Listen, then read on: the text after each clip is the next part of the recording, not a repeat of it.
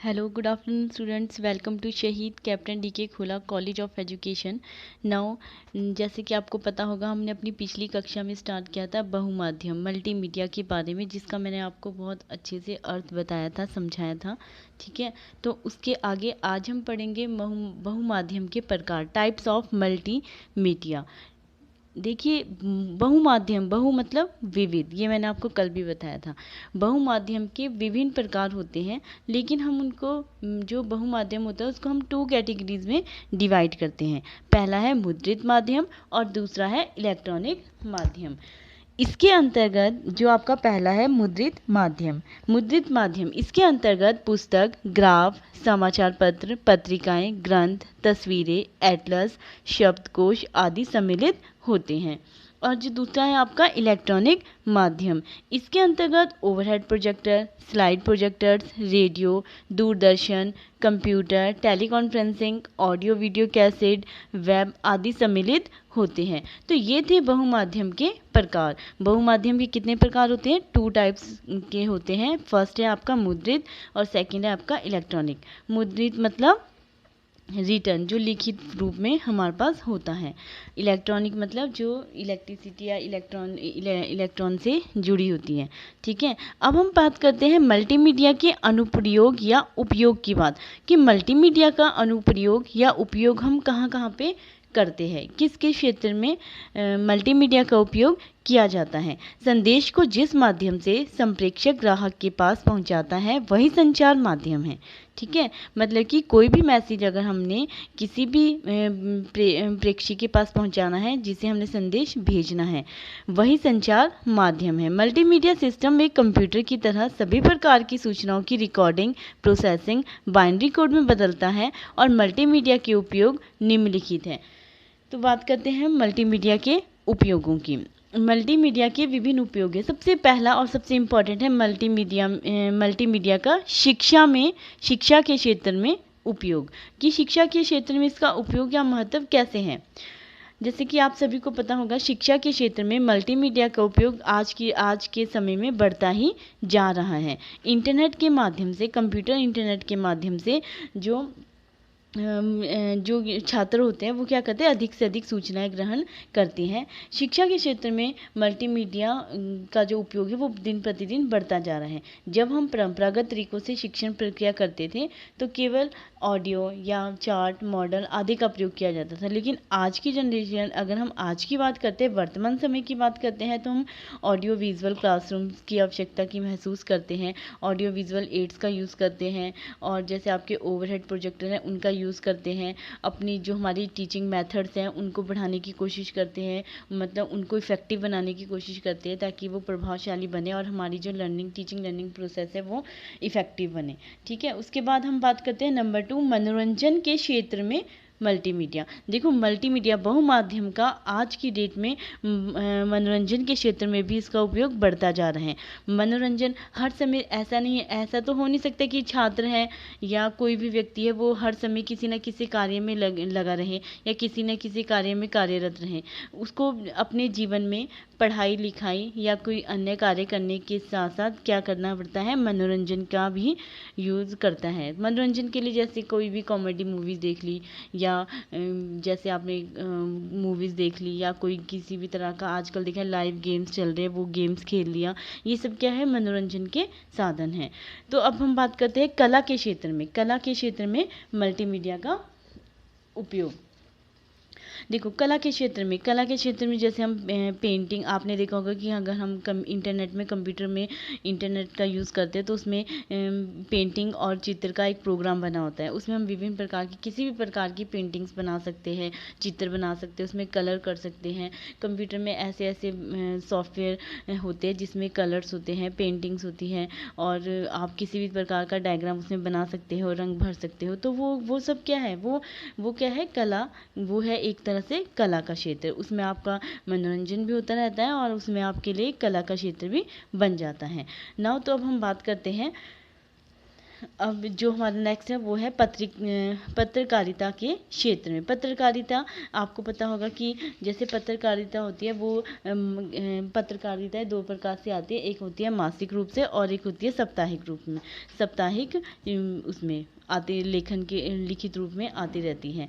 लेकिन जो मासिक और साप्ताहिक पत्रिकाएं होती है उसमें क्या होता है, उसमें होता है जैसे कि क्या बोलते हैं आपको, शिक्षा से क्षेत्र में शिक्षा के बारे में जानकारी देना, या समाज में हो रही घटनाओं या समाज में हो रही कितने भी प्रकार की ये अनुसंधान, ये इन सभी की क्या होती है, पत्रिकाएं बनी होती है। पत्रिका के माध्यम से भी हम क्या करते हैं, मल्टीमीडियाज़ का उपयोग करते हैं। जैसे पत्रिकाएं बनाने के लिए हम क्या करते हैं, विभिन्न प्रकार के ग्राफिक्स उसमें डालते हैं, पिक्स वगैरह डालते हैं।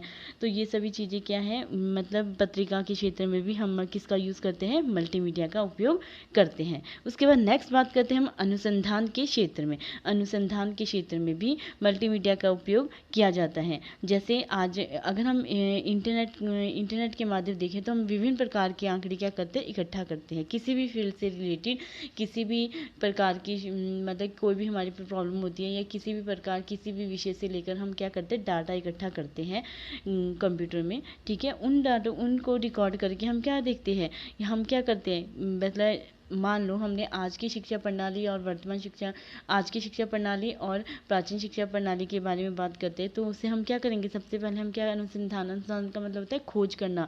यानी कि हम क्या करेंगे, सबसे पहले डाटा एकत्रित करेंगे कि पहले कैसे शिक्षण प्रक्रिया की जाती थी और आज के समय में शिक्षण प्रक्रिया कैसे की जाती है। तो वो एक एग्जाम्पल है कि अनुसंधान के क्षेत्र में भी हम मल्टीमीडिया का उपयोग करते हैं। उसके बाद नेक्स्ट बात करते हैं हम उद्योग की। उद्योग में भी मल्टीमीडिया का उपयोग किया जाता है।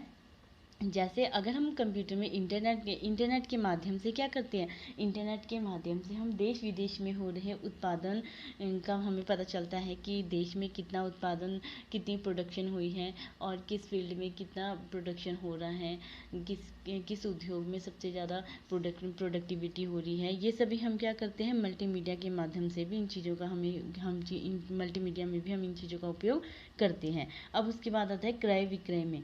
क्रय विक्रय के क्षेत्र में भी मल्टीमीडिया का उपयोग किया जाता है। जैसे देश विदेश में वस्तुओं का आदान प्रदान करना, क्रय विक्रय करना, तो ये हमें क्या किस में पता चलता है, मल्टीमीडिया के माध्यम से पता चलता है। उसके बाद नेक्स्ट बात करते हैं हम विज्ञापन की। विज्ञापन मतलब एडवर्टाइजिंग की। विज्ञापन बहुमाध्यम के रूप में एक महत्वपूर्ण भूमिका निभाता है। वे प्रोफेशनल सॉफ्टवेयर का उपयोग करके कंप्यूटर पर पहले तैयार होने वाले फिर ऑडियंस के सामने प्रस्तुत किए जाते हैं। विज्ञापन होता है किसी भी प्रकार का विज्ञापन, मतलब कि अपने उत्पादन या अपनी प्रोडक्टिविटी को बढ़ाने के लिए क्या करते हैं, हम किसी प्रकार का विज्ञापन पहले पब्लिश करते हैं, लोगों को पहुंचाया जाता है किसी भी पत्रिका, किसी के भी माध्यम के द्वारा। तो इन चीज़ों में एक प्रोडक्ट को सेल करने से पहले हम उसको क्या करते हैं, उसकी एडवर्टाइजिंग करते हैं, उसकी विज्ञापन करते हैं। तो विज्ञापन, एक चीज़ को सेल करने के लिए हमने कितनी बहु माध्यमों का प्रयोग किया। तो फिर उसके बाद हम बात करते हैं सार्वजनिक स्थानों में। सार्वजनिक स्थानों पे भी हम क्या करते हैं, मल्टीमीडिया का उपयोग किया जाता है। आपने देखा होगा कि सार्वजनिक स्थानों पर सीसीटीवी कैमरास लगे होते हैं और क्या बोलते हैं, सीसीटीवी कैमरास के थ्रू हम क्या करते हैं, हर एक्टिविटी के बारे में देखते रहते हैं। आपने देखा होगा आज हर फील्ड में हर जगह सीसीटीवी कैमरास लगे हैं, चौराहे हो, पार्क हो, कहीं पे भी हो, वहाँ पे हर जगह सार्वजनिक स्थानों पर क्या लगे हुए हैं, होटल हो गए, इन सभी जगहों पे क्या लगा है, सीसीटीवी कैमरा है। तो इन सभी में सीसीटीवी कैमरा, ये भी किसका भाग है, मल्टीमीडिया का भाग है। उसके बाद हम बात करते हैं आभासी वास्तविकता की। आभासी वास्तविकता, जैसे कि नाम से स्पष्ट होता है, आभासी मतलब एहसास करवाना। आभासी वास्तविकता काल्पनिक रूप में घटनाओं का इस तरह एहसास कराती है जैसे घटनाएं असली रूप में हमारे सामने घट रही है। यानी कि किसी भी प्रकार की कोई भी घटना अगर हमारे सामने घट रही होती है तो हम उसका एक एहसास करवाती है, मतलब एक काल्पनिक रूप में उस घटना का हमें एहसास करवाती है कि मे बी वो घटना हमारे सामने रियल में घट रही है। जैसे फॉर एग्जांपल के लिए कहीं पे चोरी हो जाती है या कहीं पे, आपने देखा आजकल दिन प्रतिदिन क्राइम बढ़ता जा रहा है। तो अगर कहीं पे कोई भी क्राइम होता है तो उसकी हमें क्या काल्पनिक रूप में उस घटना का चित्रांश हमें पूरा करके दिखाया जाता है, टीवी वगैरह में उसका रूपांतर दिखाया जाता है। तो हमें ऐसा लगता है कि ये शायद रियल में ही घटना घट रही है। ठीक है, ये था हमारा आभासी वास्तविकता, ये थे हमारे मल्टीमीडिया के उपयोग। अब हम बात करते हैं मल्टीमीडिया में बहुमाध्यम की आवश्यकता एवं महत्व की, कि मल्टीमीडिया की आवश्यकता हमें क्यों होती है और मल्टीमीडिया का क्या महत्व है और इसके लाभ की। तो इसका जो इसका पहला महत्व है, इसकी पहली आवश्यकता है, वो है एडवर्टाइजिंग, विज्ञापन। विज्ञापन बहुमाध्यम के रूप में एक महत्वपूर्ण भूमिका निभाता है। या विज्ञापन एक मल्टीमीडिया में विज्ञापन की एक बहुत बड़ी आवश्यकता महसूस की जाती है। ये प्रोफेशनल सॉफ्टवेयर का ये जो इसमें क्या करते हैं, हम एक प्रोफेशनल सॉफ्टवेयर का उपयोग करके कंप्यूटर पे तैयार होने वाले फिर ऑडियंस के सामने लाए जाते हैं। यानी कि कोई भी विज्ञापन अपने देना है तो हम पहले उसको बनाते हैं, एक सॉफ्टवेयर उसका तैयार करते हैं पहले कंप्यूटर पे। फिर जब सॉफ्टवेयर तैयार होने के बाद उसको किसके सामने लाया जाता है, जनता के सामने, ऑडियंस के सामने लाया जाता है। उसके बाद हम बात करते हैं नंबर 2, शिक्षा। शिक्षा में बहुमाध्यम का महत्व। शिक्षा के क्षेत्र में मल्टीमीडिया का जो महत्व है बहुत अधिक बढ़ता जा रहा है। जब हम परंपरागत तरीकों से शिक्षण प्रक्रिया करते थे तो केवल हम ऑडियो, चार्ट, मॉडल आदि इन चीज़ों का ही यूज़ ज़्यादा किया जाता था। लेकिन आज की टीचिंग लर्निंग प्रोसेस को अगर हम देखते हैं तो हम देखते हैं कि हम इसमें बहुमाध्यमों का यूज़ करते हैं। जैसे हमने न्यूज़पेपर, लाइब्रेरी में जाके न्यूज़पेपर पढ़ना और बुक्स वगैरह पढ़ना, या ऑडियो वीडियो के थ्रू ऑडियो विजुअल का यूज़ करके क्लासरूम में टीचिंग करवाना, जैसे ओवरहेड प्रोजेक्ट के द्वारा पढ़ाना, ये सभी क्या है, मल्टीमीडिया, ठीक है। तो इनके थ्रू हम क्या करते हैं, एजुकेशन लेते हैं। उसके बाद नेक्स्ट हम बात करते हैं मास मीडिया की। जन माध्यमों का प्रयोग सामूहिक मीडिया के क्षेत्र में किया जाता है। फॉर एग्जांपल पत्रिका, मैगजीन, न्यूज़पेपर जो समय समय पर प्रकाशित होते रहते हैं, ये क्या है, मास मीडिया, जन माध्यम। जन माध्यम के साधनों, इन पत्रिकाओं में विभिन्न प्रकार के समाज विदेशों की जानकारियाँ हमें पत्र पत्रिकाओं के माध्यम से मिलती रहती हैं, न्यूज़पेपर के थ्रू मिलती रहती हैं। उसके बाद हम नेक्स्ट बात करते हैं साइंस एंड टेक्नोलॉजी। साइंस और टेक्नोलॉजी में भी मल्टीमीडिया की अधिक आवश्यकता होती है। यह किसी भी प्रकार के मैसेज को ऑडियो वीडियो में भेजने में सक्षम होता है। ये हमें बताता है कि हमें किन किन टेक्नोलॉजीज़ का यूज़ करके अपनी लर्निंग प्रोसेस को अच्छा बनाना है, प्रभावशाली बनाना है। उसके बाद हम बात करते हैं नंबर 5, गेमिंग इंडस्ट्री की। Gaming industry means multimedia gaming मतलब एक, इसको हम दूसरा नाम ये भी दे सकते हैं, मनोरंजन का साधन।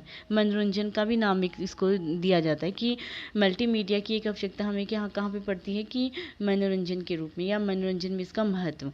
मल्टीमीडिया का सबसे बड़ा महत्व यह है कि एक गेम्स है। आजकल लाइव, आपने देखा होगा कि लाइव इंटरनेट का प्रयोग गेमिंग के लिए किया जाता है।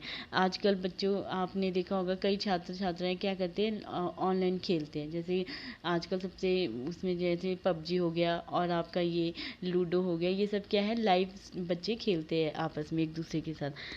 तो इससे क्या होता है कि इससे खिलाड़ी है वो भी क्या हो जाते हैं, लोकप्रिय हो जाते हैं। नेक्स्ट हम बात करते हैं व्यापारिक क्षेत्र की। व्यापारिक क्षेत्र जैसे जो हमारे जितने भी जन माध्यम हैं, ठीक है, जैसे रेडियो, टीवी, समाचार पत्र और पत्रिकाएं जैसे महत्वपूर्ण विज्ञापनों द्वारा औद्योगिक पत्र पत्रिकाएं मनोरंजनात्मक और घरेलू वस्तुओं के लिए आकर्षक ब्याज उपलब्ध करवाता है। यानी कि व्यापार के क्षेत्र में भी मल्टीमीडिया का यूज़ किया जाता है। उसके बाद नेक्स्ट बात करते हैं हम दुर्गम स्थानों पर शिक्षा। जो हमारे मल्टीमीडियाज़ होते हैं, इसमें क्या होता है कि मल्टीमीडिया ने अंतरिक्ष पर भी विजय प्राप्त कर ली है। ये दूरवर्ती, भयानक और दुर्गम स्थानों में भी शिक्षा प्रदान कर सकते हैं। ये उन घटनाओं को भी जो संसार के किसी भी भाग में घटित हो, ग्रहण करके प्रभावशाली साधन से लोगों के सामने या जनता के सामने प्रस्तुत करते हैं। इस प्रकार ये घटनाओं की रिपोर्टिंग करने का एक विस्तृत संचार साधन भी माना जाता है। उसके बाद नेक्स्ट बात करते हैं हम समय की बचत। मल्टीमीडिया शिक्षा प्रदान करने के लिए समय की बचत करवाने वाला एक सबसे महत्वपूर्ण क्या बोल सकते हैं, एक साधन बोल सकते हैं। इन्होंने समय पर विजय प्राप्त, जो कि हमें समय की बचत करवाता है और शिक्षा का प्रसार है उसको तीव्र गति से उसमें वृद्धि करता है। उसके बाद नेक्स्ट बात करते हैं हम राष्ट्रीय और अंतर्राष्ट्रीय बोध को प्रोत्साहन करना।